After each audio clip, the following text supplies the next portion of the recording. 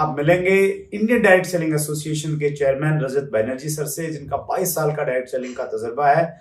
22 साल पहले direct selling कैसी थी, आज कैसी है, अगले 20 साल में डायरेक्ट सेलिंग कहां पहुंचने वाली है, बहुत इंपॉर्टेंट है। एक एक मिनट इंपॉर्टेंट है, मिस मत कीजिएगा। चलिए पूरे इंटरव्यू को देखते हैं। दोस्तों नमस्कार, आदाब, सत श्री अकाल। चैट विद सुरेंद्र वत्स के स्पेशल एपिसोड नंबर 200 में आप सबका स्वागत है।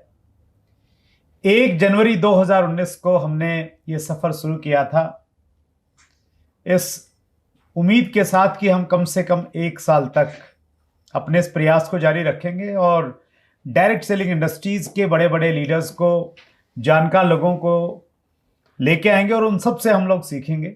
और आपके प्यार की वजह से, आपकी सपोर्ट की वजह से हम कामयाब रहे। आपने चैनल को पसंद किया, कमेंट्स किए, शेयर किया, उसके लिए आप सबका दिल की गहराई से बहुत बहुत धन्यवाद। जो साथी बाद में हमारे साथ में जुड़े होंगे उन सबको मैं ये बताना चाहता हूं, हम कुछ जब स्पेशल एपिसोड लेके आते हैं तो उन स्पेशल एपिसोड्स में हम स्पेशल गेस्ट्स को इनवाइट करते हैं। हमारा episode number 25 silver jubilee episode में हमने इनवाइट किया था मोहम्मद जाकिर हुसैन साहब को, जिन्होंने बहुत बड़ा रोल प्ले किया डायरेक्ट सेलिंग की गाइडलाइंस बनाने में। उसमें वो डायरेक्टर थे वहाँ पे। 50वें एपिसोड में हमने आमंत्रित किया हेम पांडे सर को, जो सेक्रेटरी थे कंज्यूमर अफेयर मिनिस्ट्री में गाइडलाइन के टाइम पे। एपिसोड नंबर 75 में हमने एक बहुत बड़े ट्रेनर और संभवतः हिंदुस्तान के बिजनेस चैनल्स में जिनका सबसे बड़ा यूट्यूब चैनल है, आई थिंक 20 मिलियन से ज़्यादा जिनके सब्सक्राइबर हैं, डॉक्टर विवेक बिंद्रा को हमने इनवाइट किया था। और एपिसोड नंबर 100वें एपिसोड में हमने सुलनी यूनिवर्सिटी के वाइस चांसलर को इनवाइट किया। डॉक्टर कमल कांत थे और हेम पांडे सर थे। और उस दिन ये अनाउंसमेंट किया था उन्होंने कि हम लोग डायरेक्ट सेलिंग के ऊपर में एक डिप्लोमा शुरू करेंगे। तो यहाँ से आने के बाद लगभग 3-4 महीने के बाद उन्होंने वो शुरू किया और उसका पहला बैच आ गया। एपिसोड नंबर 125 में हमने देश की 3 बड़ी कंपनियों के जो टॉप लीडर्स थे उनको एक साथ उनका इंटरव्यू लिया था, तो एक अलग तरह का अनुभव था। एपिसोड नंबर 150 में हमने इनवाइट किया था सोनू शर्मा को, जो बहुत बड़े सेलिब्रिटी हैं, बहुत बड़ी उनकी फैन फॉलोइंग है। एपिसोड नंबर 175 में हमारे मेहमान थे जोरवादी जैन पुनीत जिंदल। और आज के इस एपिसोड में हम किनको ले, ये एक बहुत बड़ा प्रश्न था हमारे पास में। हमने बहुत सारे नाम हमारी लिस्ट में थे और जब हमने सब चीज़ों को बारीकी से देखा तो हमने ये पाया कि हमारा जो चैनल है ये डायरेक्ट सेलिंग इंडस्ट्री के बड़े चैनल के रूप में और एक बहुत जिम्मेदार चैनल के रूप में जाना जाता है। तो इस स्पेशल एपिसोड में डायरेक्ट सेलिंग इंडस्ट्री का कोई बड़ा नाम होना चाहिए। उसमें भी बहुत सारे नाम थे।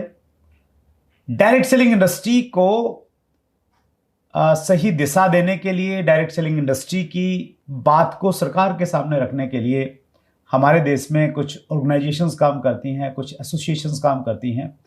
हमारे देश की सबसे पुरानी ऑर्गेनाइजेशन कितनी पुरानी है उसके बारे में हम बातचीत करेंगे। और बहुत रेप्यूटेड ऑर्गेनाइजेशन है Indian direct selling association, IDSA। और आज हम बहुत सौभाग्यशाली हैं और हम लोग, आपको बहुत कुछ सीखने को मिलेगा क्योंकि आज 200वें एपिसोड में हमारे मेहमान हैं IDSA के चेयरमैन रजत बैनर्जी जी। रजत सर, आपका बहुत बहुत स्वागत है चैट विद सुरेंद्र वत्स में। Thank you Surendra ji, so happy to be with you finally. Thank you so much. Rajat sir को हमने बहुत फॉलो किया जी। हालांकि रजत सर से हमारी जो जानकारी है कोई लगभग 10 साल पुरानी होगी। 2012 के आसपास में संभवतः हम लोग, जब मैं था DSTWA का, मैं फाउंडर प्रेसिडेंट बना, तो उस समय हमारी मुलाकात स्टार्ट हुई थी। रजत सर के पास में बहुत सारी जिम्मेवारियां हैं। देखिए, मैं एक चीज़ और कहना चाहता हूं सभी को। आप मेरे को बहुत अच्छे से जानते हैं क्योंकि YouTube के माध्यम से कहीं ना कहीं आप मुझे सुन लेते हैं और मैं कहीं ना कहीं आपके से बात करता हूँ डायरेक्ट सेलिंग इंडस्ट्री को लेके, किस प्रकार की एक्टिविटीज़ हुई, किस प्रकार से गाइडलाइंस आए, किस प्रकार से रूल्स आए, लेकिन कुछ ऐसे चेहरे हैं जिनको आप बहुत ज़्यादा देखते नहीं हैं, बहुत ज़्यादा मिलेंगे भी नहीं होंगे, लेकिन उन्होंने बहुत काम किया है इस इंडस्ट्री के लिए। उनमें से कुछ चेहरों को हमने आपके सामने इंट्रोड्यूस किया, जिसमें मोहम्मद जाकिर हुसैन साहब थे, पांडे सर थे, शिल्पा गुप्ता को भी हम लोग आपके बीच में एक इंटरव्यू में लेके आए थे। उनका बहुत कंट्रीब्यूशन रहा, रजत सर भी उसको बहुत अच्छे से जानते हैं जब वो फिक्की में थे। और ऐसा ही एक नाम है रजत बैनर्जी, और ऐसे और भी कई सारे नाम मेरे जहन में हैं, धीरे धीरे मैं आपके सामने उनको लेके आऊँगा। सो बहुत बड़ा कंट्रीब्यूशन है रजत सर आपका। उसके लिए सबसे पहले मैं पूरे डायरेक्ट सेलर्स का एक नुमाइंदा बन के आपका बहुत आभार प्रकट करता हूँ। आपने बहुत कंट्रीब्यूट किया, आपके बहुत बड़े प्रयास रहे, जिसकी वजह से डायरेक्ट सेलिंग रूल्स 2021 हमारे बीच में आए। Thank you sir, so kind of you. पर मेरा तो यही मानना है कि इफेक्टिव वर्क वही होता है जो मतलब बैकग्राउंड में हो, स्पेशली हमारी लाइन पे। तो आपने जिक्र किया कि ज़्यादा मैं सामने आता नहीं हूँ, दैट इज़ बाय चॉइस, क्योंकि मैं चाहता हूँ कि let our work speak for itself. और हम लोग का जो रिस्पॉन्सिबिलिटी है आज की डेट में तकरीबन 80 लाख डायरेक्ट सेलर्स के प्रति है। तो I am glad I can contribute in some manner and do so in a very unobtrusive manner, ताकि हम लोग का जो काम जो है आउटपुट रिलेटेड है। राइट जी, थैंक यू सो मच। आपने अपने कमिंग सून के इंटरव्यू उसमें वीडियो में बताया था रजत सर कि आप 22 सालों से इंडस्ट्री में जुड़े हुए हैं। जी जी जी। और बहुत कम लोग हैं जिन्होंने बहुत क्लोजली 22 साल तक इंडस्ट्री के साथ में काम किया है। जी जी। 22 सालों का अनुभव कैसा रहा? 22 साल पहले मतलब 2000 के आसपास डायरेक्ट सेलिंग इंडस्ट्री कैसे दिखती थी जी, उसमें क्या क्या अप डाउन्स रहे? और चूंकि आपका मेन काम रहा सरकार से मिलने का, पॉलिसी मेकर से मिलने का, तो किस प्रकार के एक्सपीरियंसेस रहे? व्यूअर्स बहुत उत्सुक हैं, मैं कुछ चीज़ों को जानता हूँ और कुछ चीज़ों को जानने के लिए मैं बहुत उत्सुक हूँ। जी, thank you for that question. देखिए 22 साल पहले जब मैं इस इंडस्ट्री में आया था तो गोज़ विदाउट सेइंग कि इंडस्ट्री उतना वेल नोन था नहीं। 2-4 बड़े प्लेयर थे जो डोमिनेट करते थे, विच इज़ ऑल्सो नॉर्मल, क्योंकि एक इंडस्ट्री जब सेटअप हो रही है किसी इकोनॉमी में तो उसका जो शुरुआत अगर सही तरह, इट्स समथिंग लाइक जो T20 बैटिंग जब करते हैं, ठीक है ना। चलिए इस साल तो इंडिया ने कुछ खास नहीं कर पाई, पर अगर देखते हैं तो अगर पहले 5-6 ओवर में राहुल और रोहित शर्मा ने अगर तगड़ा बैटिंग किया तो फिर टीम का स्कोर बड़ा हो सकता है। तो मैं I will equate it to that kind of situation की शुरुआत में कुछ बड़े बड़े प्लेयर्स थे जिन्होंने पेस सेट कर दी थी इंडस्ट्री की। उस ज़माने में उस टाइम कोई पॉलिसी एज सच थी नहीं। टू लार्ज एक्सटेंड कंपनीज भी कंफर्टेबल थे कि भाई अगर क्लैरिटी ना हो एटलीस्ट कोई रुकावट तो थी नहीं, तो आप अपना बिजनेस अपने हिसाब से कर पाते थे। इंडियन कंपनी से मोदी केयर वगैरह, बाहर की तरफ से कंपनीज आने लगे। उस टाइम जो भी हमारे देश के नॉर्म्स थे कि आपको फलाने परमिशन लेने पड़ते हैं, वो सब लेके काम शुरू किया था। FIPB क्लियरेंस थी बाहर की कंपनीज के लिए।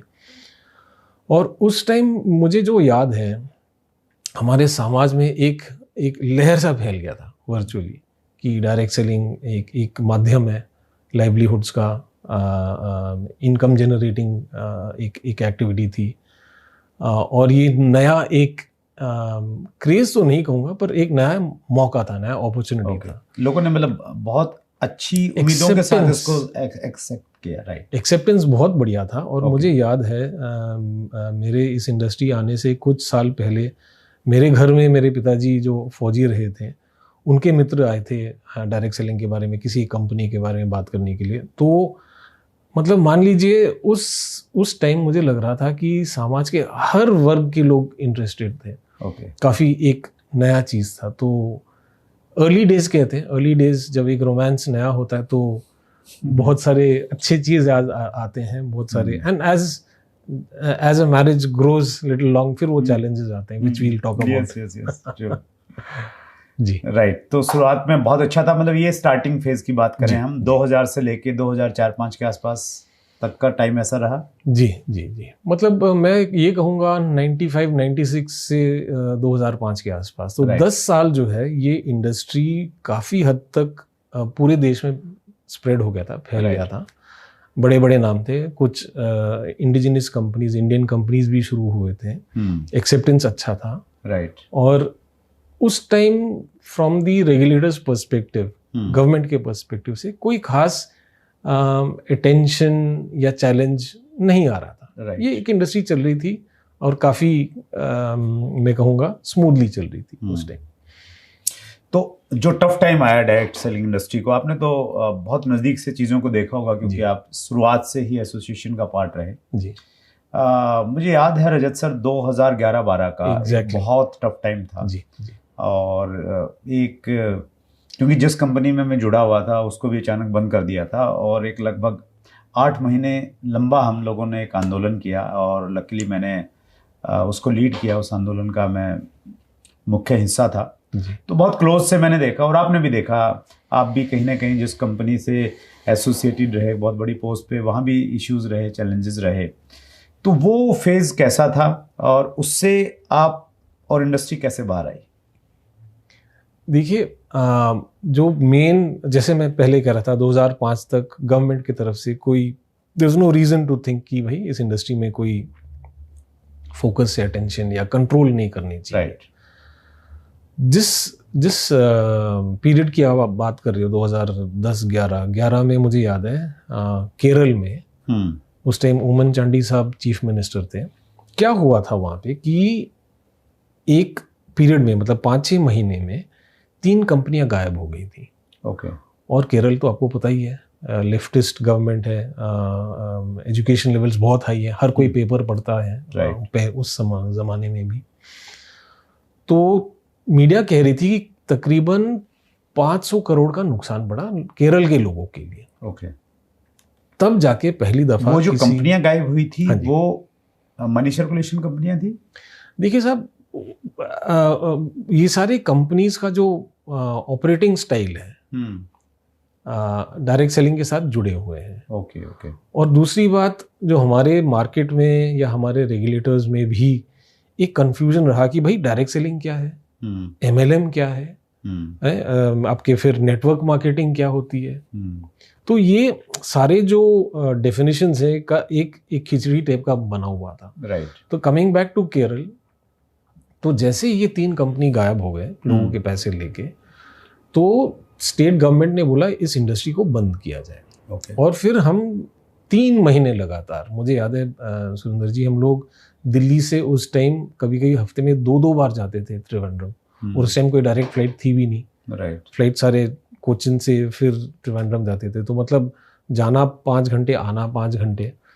Anyway, to cut a long story short, luckily for us काफ़ी जल्द चीफ मिनिस्टर को हम लोग समझा पाए कि एक इंडस्ट्री का एक हिस्सा जो है, आप देख रहे हो कि ये कुछ गलत ऑपरेटर्स, जिसके लिए इनको भी आप निकाल रहे हो, पर ये जो कंपनीज है, अगर इनके ऐसे वर्किंग स्टाइल हैं या ऐसे इनके रूल्स हैं, तो ये companies are good for your economy. तो उन्होंने एक कमेटी फॉर्म की थी, headed by the chief secretary, और 2011 सितंबर में केरल ने गाइडलाइंस निकाले थे। वहाँ से शुरू हुआ ये जो चैलेंज, या ये जो फेज जो है, इंटरेस्टिंग फेज की, भाई मतलब जैसे मैं पहले आपको कह रहा था ना कि नई शादी होती है तो सब कुछ क्लियर हो जाता है। फिर हुआ वो फेज जहाँ पे दोनों पार्टीज एक दूसरे के प्लस और माइनस गौर से देखने लगे, और तब से हमारा जो पॉलिसी क्लैरिटी का जो फेज जो है वो शुरू हुआ, जिसकी आप जिक्र कर रहे थे। राइट जी। तो उससे बाहर कैसे आए सर? शायद जो गाइडलाइंस आई हमारे बीच में, उसी का आउटकम था। जी। तो 2011 जब केरल ने ये गाइडलाइंस निकाले थे, तो सारे एसोसिएशंस, IDC भी थी उसमें शामिल थे, आप लोग भी शामिल थे जी। जो हम दिल्ली सरकार, मतलब सेंटर में आए और ये कहने के लिए कि देखिए अभी टाइम आ गया है कि आप हमें क्लैरिटी दें, क्योंकि अगर यहाँ पे सेंटर पे क्लैरिटी नहीं होती तो फिर हर स्टेट जो है अपने हिसाब से इस इंडस्ट्री को अपने नज़रिए से देखेगा। राइट। तो अगर आप यहाँ पे कोई पॉलिसी क्लैरिटी देते हैं सेंट्रली, तो फिर सारे स्टेट्स में अप्लाई हो जाएगा।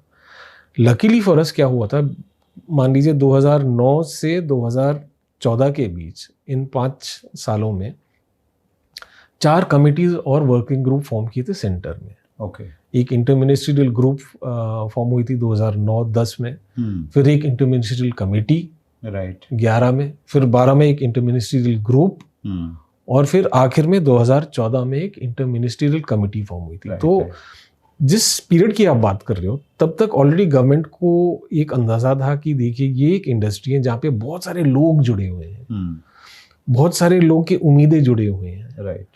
और जैसे केरल ने हमें एग्जांपल दिया था कि कुछ प्लेयर्स जो हैं वो उनकी बिजनेस मॉडल, उनका रवैया जो है अच्छा नहीं है।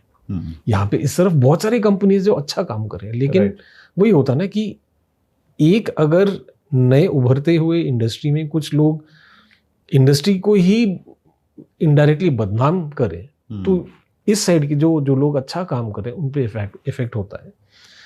तो इस बीच जो मैं कह रहा हूँ 2009 और 2014 के बीच जितने भी इंटरमिनिस्ट्रियल ग्रुप और कमेटी फॉर्म हुए थे सर, 2 चीज़ हमारे तरफ से हम अप्रोच था गवर्नमेंट की तरफ कि नंबर 1 प्राइस चिट्स बोल के एक एक्ट है फाइनेंस मिनिस्ट्री का, price chits and money circulation scheme banning act 1978। वो हम देख रहे थे एज एन इंडस्ट्री कि कुछ कंप्लेंट्स पे प्राइस चिट्स के क्लॉज हमारे ऊपर लगाए जा रहे थे। तो हमारा गवर्नमेंट से एक ये पहला रिक्वेस्ट था कि देखिए हम डायरेक्ट सेलिंग मॉडल ऐसा होता है, हम लोग डेली यूज प्रोडक्ट्स बेचते हैं, तो हमारा मनी सर्कुलेशन के साथ कोई दूर का रिश्ता है नहीं, तो काइंडली हमें उससे दूर रखें। राइट। एक क्लैरिटी दें ताकि दूर रहे। और दूसरा, इनफैक्ट उस डिस्कशन से ही इमर्ज हुआ कि गवर्नमेंट ने कहा कि भैया देखो, जब तक आपकी इंडस्ट्री पे कोई क्लैरिटी नहीं होती, कोई रेगुलेशन नहीं होता, कोई रेगुलेटर नहीं होता, कोई रूल्स नहीं होते, माफ कीजिए पर कोई इंस्पेक्टर शायद आपको इस एक्ट के नजरिए से देख सकता है। तो फेज 2 था गवर्नमेंट के साथ बात करने के लिए कि अब हमें क्लैरिटी दीजिए। जो 2014 में जो कमेटी फॉर्म हुई थी, वो जाके आपने जाकिर हुसैन साहब का नाम जिक्र किया है, आपने हेम पांडे सर का नाम जिक्र किया है, जिन्होंने 2015 और 16 में उस पर बहुत डेप्थ में काम करके हमें गाइडलाइंस दिए थे 2016 में। जी अभी रूल्स आ गए हैं सर जी, डायरेक्ट सेलिंग रूल्स 2021। जी। बड़ी उम्मीदें थी और बड़े प्रयास किए सभी एसोसिएशंस ने मिलके।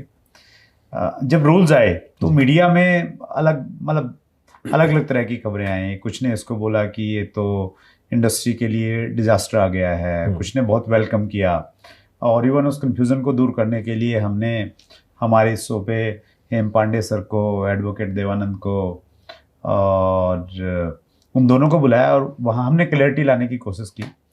तो 2021 के जो रूल्स हैं उसका क्या प्रभाव है और इस समय इंडस्ट्री की क्या स्थिति है, इंडस्ट्री का माहौल क्या है, अंदर की बात क्या है इंडस्ट्री के? देखिए यू राइट, उस टाइम क्लैरिटी अचानक से, मतलब जो हम लोग जिसके लिए हम लोग प्रयास कर रहे थे, जिस क्लैरिटी के लिए हम लोग प्रयास कर रहे थे, अचानक वो क्लैरिटी नहीं मिली हमें। क्योंकि आपको याद होगा डायरेक्ट सेलिंग गाइडलाइंस स्पष्ट रूप से सब कुछ कह रहा था कि डायरेक्ट सेलिंग कौन है, क्या है, डायरेक्ट सेलर कौन है, तो बड़ा क्लैरिटी था। But that was not enough, क्योंकि वो सिर्फ एक गाइडलाइंस थी। मैं थोड़ा रिवाइंड करूंगा 2016 तक, मतलब 21 से थोड़ा पहले आऊंगा। तो 2016 में जब गाइडलाइंस आई तो हम लोग का, मैं कहूँगा, एक स्टेप हम अचीव करके थे, पहला कदम हमने अचीव कर दिया था। Second step was to ensure कि ये डायरेक्ट सेलिंग का जिक्र किसी इंडियन लॉ में हो, ताकि रूल्स आ पाए। देखिए क्योंकि गाइडलाइंस क्या होते हैं सर, आज सेक्रेटरी साहब हेम पांडे सर थे, उन्होंने साइन करके गाइडलाइंस निकाल दिए थे। कल मिस्टर एक्स या मैडम वाई आके उसको कैंसिल भी कर सकते हैं। एक गाइडलाइन, एक सिंपल एक ऑर्डर है, वो तो कैंसिल हुआ कर सकता था।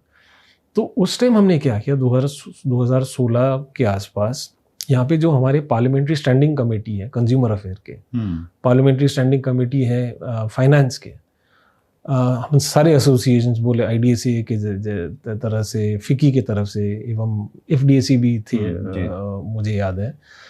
पार्लियामेंट्री स्टैंडिंग कमेटी को हम हमारे सबमिशन दी कि देखिए उस टाइम आपको याद होगा कंज्यूमर प्रोटेक्शन एक्ट पे काम चल रहा था, राइट।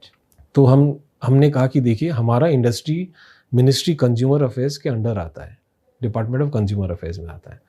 ये मिनिस्ट्री अभी कंज्यूमर प्रोटेक्शन एक्ट पे काम करिए, प्लीज़ आप डायरेक्ट सेलिंग का भी जिक्र करें, क्योंकि ये जो नए फॉर्म्स ऑफ मार्केटिंग है, कंज्यूमर, बहुत सारे कंज्यूमर को टच करती है, राइट। उस ज़माने में शायद 2016 में शायद आज अगर 80 लाख लोग हैं, उस टाइम 50 लाख लोग जुड़े होंगे। तो हमने कहा कि अगर एक डायरेक्ट सेलर 10 कंज्यूमर को टच करता है तो 50 लाख डायरेक्ट सेलर 5 करोड़ लोगों को टच करते हैं, 5 करोड़ को टच करते हैं कंज्यूमर को। तो उनके इंटरेस्ट के लिए कंज्यूमर प्रोटेक्शन एक्ट में आप प्लीज हमें डायरेक्ट सेलिंग का जिक्र दें। And we were successful in the sense 2019 की जो कंज्यूमर प्रोटेक्शन एक्ट है, पहली दफा किसी इंडियन लॉ में डायरेक्ट सेलिंग का जिक्र हुआ, तो दैट वाज सेकंड अचीवमेंट में कहूंगा आफ्टर गाइडलाइन। बिल्कुल, जैसे मैं इंट्रोडक्शन में परसों जो आपको दिया था, मैं कह रहा था ना कि हमारे क्या सक्सेसेस क्या थे, हमारे लर्निंग्स क्या थे, तो मैं काफी गर्व से ये कह सकता हूँ ये हमारा दूसरा सक्सेस था। पहला तो गाइडलाइंस था, दूसरा सक्सेस था कि कंज्यूमर प्रोटेक्शन एक्ट में डायरेक्ट सेलिंग का जिक्र कराना। राइट। उस एक्ट में आपको याद होगा, उससे पहले जो एक्ट जो था 1986 का एक्ट था, right right, consumer protection act. तो 14 एंड 19 इज हाउ मच, 33 साल बाद ये एक्ट रीडू होके आई थी। तो कंज्यूमर प्रोटेक्शन एक्ट 2019 में ये भी कहा गया कि गवर्नमेंट में make rules on direct selling, on e-commerce and direct selling ऐसा। सो दैट वाज द, मैं कहूँगा थर्ड अचीवमेंट, थर्ड मजबूत स्टेप।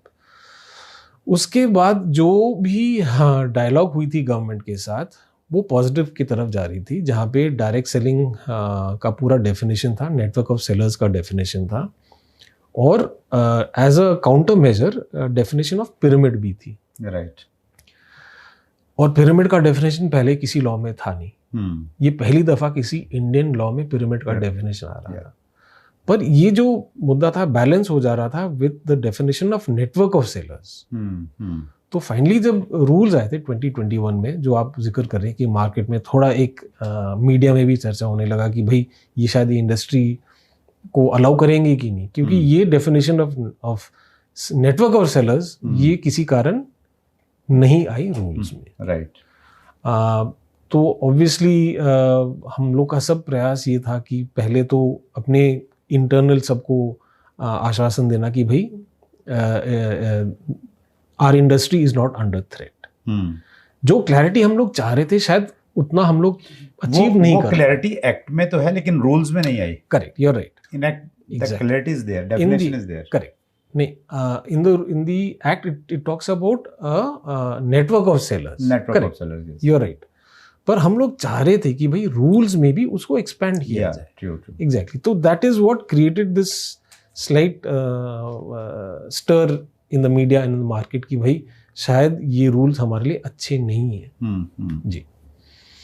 लेकिन उसके बाद में सारी चीज़ें ठीक रही, इंडस्ट्री ठीक चल रही है, ग्रोथ भी लिया इंडस्ट्री ने। शायद WFDSA के जो डाटाज हैं, आई थिंक जो हमारा पिछले 3 साल का CAGR है, इट वाज अप्रोक्स 15.7%। अच्छा। तो इसका मतलब ये है कि रूल्स से इंडस्ट्री ग्रो कर रही है। बिल्कुल, रूल्स से जो इनिशियल जो सबका जो वरी ये था कि भाई रूल्स आने के बाद ये इंडस्ट्री स्लो डाउन कर जाएगी, राइट, एकदम स्लो डाउन नहीं कर गई, नंबर 1।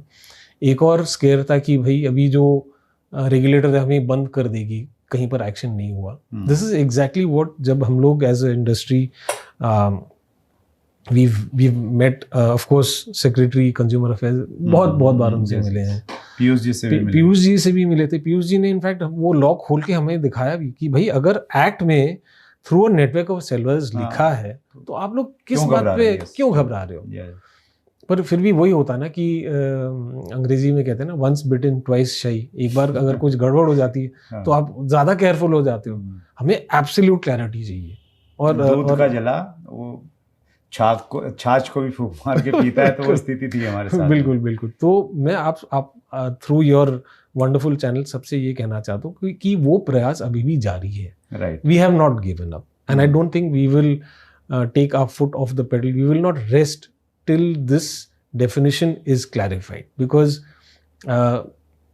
आज के डेट में जब गवर्नमेंट ईज ऑफ बिजनेस के बारे में बात कर रहे हैं, to us this is like a safeguard. It is like saying कि भाई चलो अगेन बैक टू क्रिकेट, कि राहुल आप बैट कर सकते हो लेकिन आप हेलमेट नहीं पहन सकते। राहुल तो बैट कर लेगा पर वो थोड़ा डरेगा कि भाई अगर मेरे तरफ अगर बॉल आए तो मेरा क्या प्रोटेक्शन है। तो we will continue batting and you are right, industry is doing well, industry is growing from strength to strength. कोई बाधा या कोई there is no roadblock as such. States के साथ बात कर रहे हैं हम लोग, काफ़ी स्टेट्स ने रूल्स को नोटिफाई भी कर रखा है और कोई फर्क नहीं, there is no operational problem for any company, any ethical product based company. Exactly, that's the right one जी। राइट जी। सो अगले 20 साल जी, अगर हम लोग 2042 की बात करें, इंडस्ट्री का क्या रूप देखते हैं रजत बैनर्जी? मैं तो पहले देखूंगा कि जैसे आज का जो एपिसोड है 200th एपिसोड, पहले तो देखूंगा 2000th एपिसोड विद सुरेंद्र वत्स, ठीक है जी।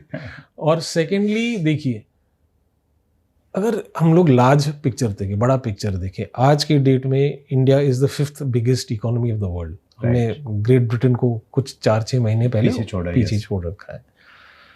प्रोजेक्शंस ये है कि by 2030 will be the 3rd biggest economy of the world. तो अगर जो बड़ा पिक्चर हम देखें, जो हमें पिछले 20-25 साल से लोग कहते आ रहे हैं कि देखिए जो इंडिया का टाइम आ रहा है, वो तो ज़रूर इन द नेक्स्ट 10-15 ईयर्स वो मेटीरियलाइज हो जाएगा। हर एक इंडस्ट्री ग्रो कर रही है। काफ़ी हद तक मैं कहूँगा कि डायरेक्ट सेलिंग पे क्लैरिटी आ गई है and there is no one who is troubling us as such. I will say we will grow, or rather we should grow in a faster pace than the economy. आपको याद होगा शायद अनुराग ठाकुर साहब जब मिनिस्टर ऑफ स्टेट फाइनेंस थे, हमारा जो IDSA का एनुअल सर्वे जब रिलीज किया था 2018 या 19 में शायद, उन्होंने एक सही चीज़ कही थी। ये कह रहे थे कि देखिए अगर इंडिया उस टाइम मान लीजिए अगर 6th नंबर पे था ग्लोबल GDP में, अगर ग्लोबली 6th नंबर पे GDP लेवल्स पे, तो डायरेक्ट सेलिंग में इंडिया का रैंक नंबर 20 क्यों है? उसे भी 6ठे स्तर पे आना चाहिए। तो मेरा ये कहना है, मेरा इंडस्ट्री को चैलेंज है, इंडस्ट्री से ये है कि भाई now that the pitch is set, now everything is in order for you, we must aim for being the 3rd biggest market in the globe in the next 20 years। In the मतलब direct selling industry के अंदर हम तीसरे level पे आने चाहिए अगले 20 साल में। क्योंकि देखिए आज के डेट में अगर ग्लोबल जो साइज ऑफ द इंडस्ट्री है $190 बिलियन, $190 बिलियन, इंडिया कितना अकाउंट करता है? $3 बिलियन। ठीक है, अगर पहला कंट्री देखे US करीब $42,000 मिलियन है। हाँ जी नहीं, I think it is close to $40 billion. 42 I think, $42 billion. ठीक है, हम लोग $3 बिलियन में। तो why cannot this $3 billion grow 10 times? We should aim for a 10-time growth over the next 20 years. और हमारे पास में एक्चुअली पॉपुलेशन है, हमारे पास में यूथ है, हमारी इकोनॉमी ग्रो कर रही है। जी, सारी चीजें हमारे फेवर में है। और इंडियन कंज्यूमर जो है वो आज के डेट क्या पिछले 10 साल से बहुत बदल गई है। आपको भी याद होगा, हमें भी याद होगा, जब बच्चे थे तो भाई जब टूथपेस्ट खत्म होती थी तो एकदम बेलन के साथ हम लोग टूथपेस्ट निकालते थे, है ना। और मतलब उन हालात से आज के डेट में जो इंडियन है बहुत कॉन्फिडेंट है। इंडियन जो कंज्यूमर है, she likes to go out and spend her money for her house. She likes to ensure कि घर के लोग अच्छा खाएं, अच्छा पहने, अच्छा, and why not. So Rajat Banerjee साहब जो इतना बड़ा नाम है डायरेक्ट सेलिंग इंडस्ट्री में, बहुत करीब से चीज़ों को देखते हैं, और वो अगर कह रहे हैं कि अगले 20 साल में आज हमारी पोजीशन 12वें स्थान पे है तो हम 30वें स्थान पे आ सकते हैं, तो इसके बहुत बड़े मायने हैं। और रजत सर को मैं बहुत नज़दीक से जानता हूँ। हम लोग तो है ना सर मोटिवेशन वाले हैं, कुछ भी बोल देते हैं जी। और कई बार सोचते नहीं है कि यार क्या बोल दिया तो बोल दिया। लेकिन आप जब भी बोलते हैं बहुत सोच समझ के बोलते हैं, नपातुला बोलते हैं। अरे और ये आपने बोला है तो इसके पीछे एक विजन है, इसके पीछे कुछ ना कुछ कैलकुलेशन है। बिल्कुल है तो ये स्टेटमेंट बहुत लोगों को मोटिवेट कर सकती है। आगे बढ़ते हैं रजत सर थोड़ा सा। देखिए क्वेश्चंस मेरे पास में बहुत सारे हैं। एक क्वेश्चंस का बहुत सही रिप्लाई आप ही बहुत अच्छे से दे सकते हैं। और क्वेश्चन ये है, देखिए आम व्यक्ति के सामने जब भी कोई व्यक्ति जाता है और बताता है जी ये कंपनी है, ऐसे जुड़ो और आपको बहुत सारा पैसा मिलेगा, तो उसको कुछ मालूम नहीं है कि मनी सर्कुलेशन क्या होता है और एक लेजिटिमेट डायरेक्ट सेलिंग कंपनी क्या होती है। और उसको जो भी बताया जाता है वो उसमें अक्सर जुड़ जाता है। लेकिन अगर किसी ने ये इंटरव्यू देख लिया, उसको क्लैरिटी आ जाए कि यार ये मनी सर्कुलेशन कंपनी, इससे मुझे बचना है, और ये एक लेजिटिमेट डायरेक्ट सेलिंग कंपनी है, इसमें मुझे कूद जाना है, तो वो कैसे अंतर पैदा करे सर, बिल्कुल आसान भाषा में? देखिए पहले तो मैं इसको दो हिस्सों में रिस्पॉन्स दूंगा। एक तो मैं डायरेक्ट सेलिंग कंपनीज और डायरेक्ट सेलर्स को इतना मैं ज़रूर एडवाइस करूंगा कि please portray your business model in a appropriate manner. Right. Dream selling की तरह ना जाए तो बेहतर है। क्योंकि आज के डेट में अगर मैं मीडिया में देखूं या रेगुलेटर्स में देखूं, सबसे बड़ा हम पे जो आरोप है कि भाई आप लोग ड्रीम सपने बेचते हो। कि कोई जाता है कहता है कि देखिए मेरे पास इतना बड़ा बंगला है, मेरे पास इतनी गाड़ियां हैं। देखिए मोटिवेशन एक बात है, पर जो the line of difference between motivation and misleading हमें शायद पता चले, हमें महसूस होगा। पर एक रेगुलेटर अगर हो गया या एक आम नागरिक हो गया, उसे वो डिफरेंस उतना पता नहीं चलता।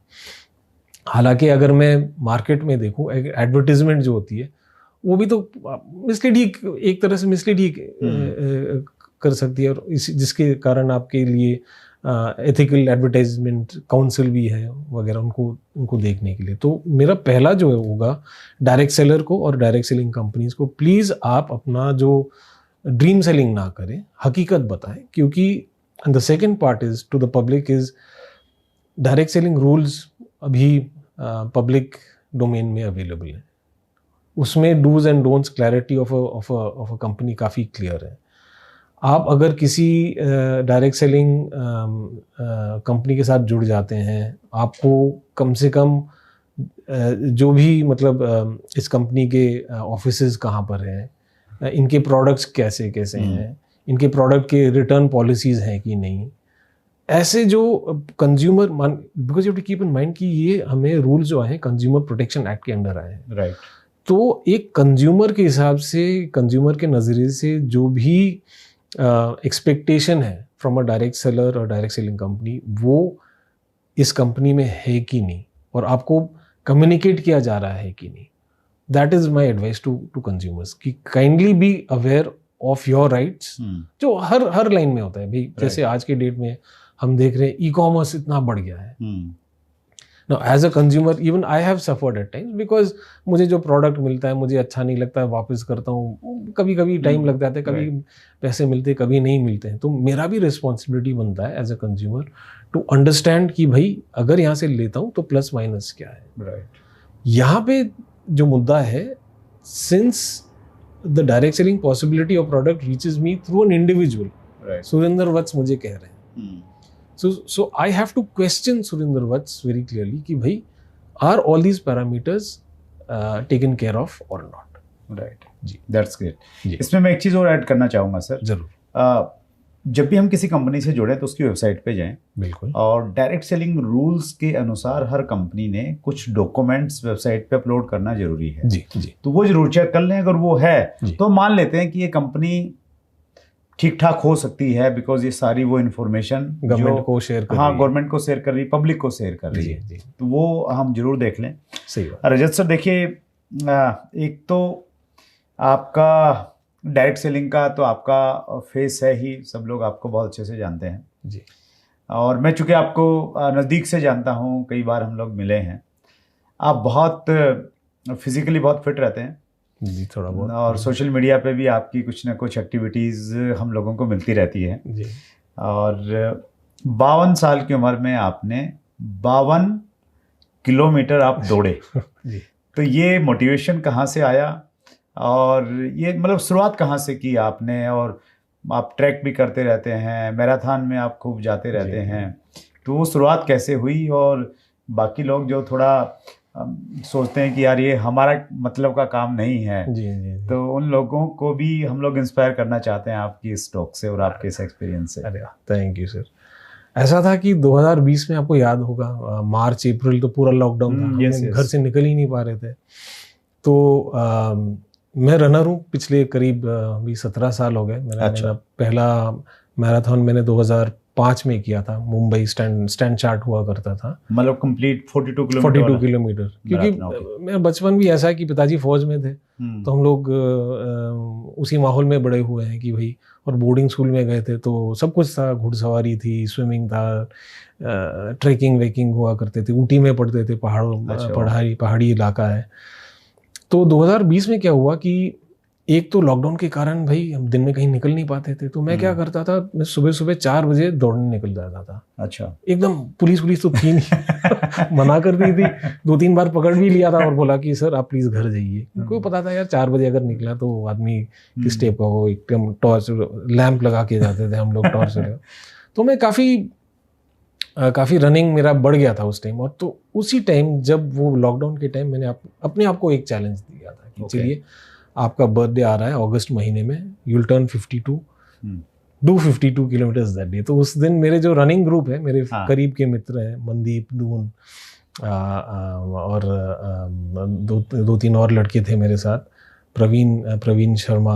तो हमने क्या किया कि रात को 12 बजे नेहरू पार्क में गाड़ी पार्क की और नेहरू पार्क से शुरू किया। पार्क दिल्ली में, ओके, चाणक्यपुरी में। हाँ, यस 12 बजे ठीक हमने शुरू किया और between Nehru Park and India Gate के करीब एक हम लोग का जो सर्किट है करीब 15 किलोमीटर का था, तो 3 सर्किट वहाँ पे किए थे और फिर एक वहीं पर कर लिया था। और ठीक 6:15 बजे किया था कि भाई अपने लिए खुद करो, तो अच्छा था।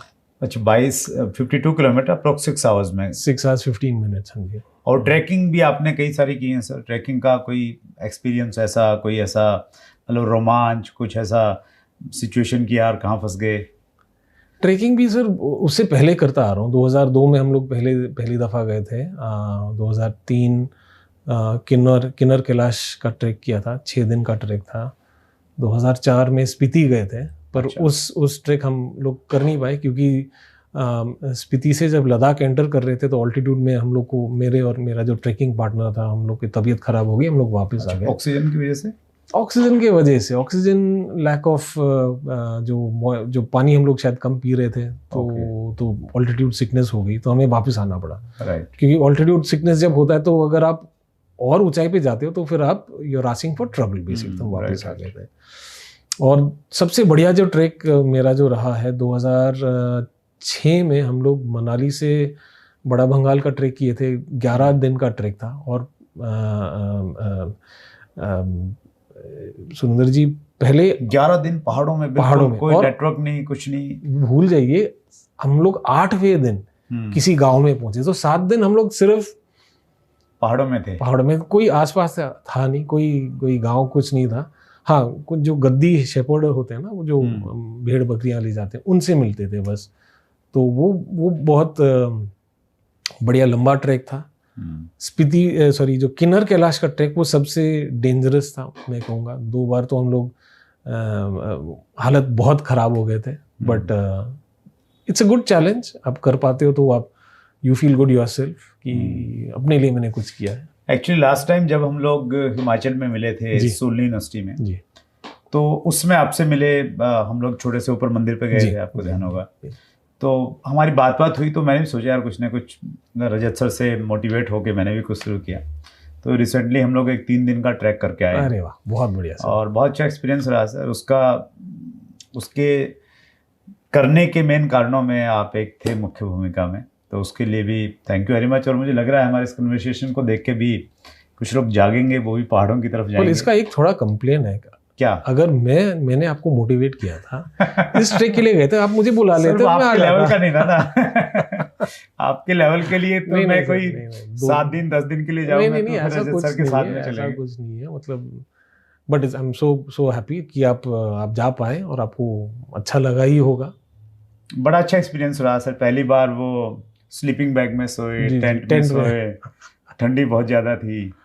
और एक्चुअली वहाँ सब जाते हैं ना रजत जी। सर, मेरा एक्सपीरियंस क्या रहा, हमें ये एहसास होता है कि जो लाइफ हम लोग जी रहे हैं ये कितनी कंफर्टेबल है जी, और इसकी कितनी वैल्यू है। जी, एग्जैक्टली। तो उस एहसास के साथ में मैं आया हूँ और काफ़ी अच्छा फील किया और थोड़ा सा एटीट्यूड चेंज हुआ कुछ चीज़ों को लेके। अच्छी बात, अच्छी बात। सर, आपके पास तो लाइफ का बहुत एक्सपीरियंस है, इंडस्ट्री का बहुत एक्सपीरियंस है। जी, एक इंटरव्यू में तो हम इसको नहीं समझ सकते। जी सर। और आप बहुत फॉलोअप के बाद में आए हो सर 200 एपिसोड में, लेकिन मैं उम्मीद करता हूँ कि अब ज़्यादा लंबा समय नहीं लगेगा। जी, अगले 200 एपिसोड हमें नहीं करना पड़ेगा।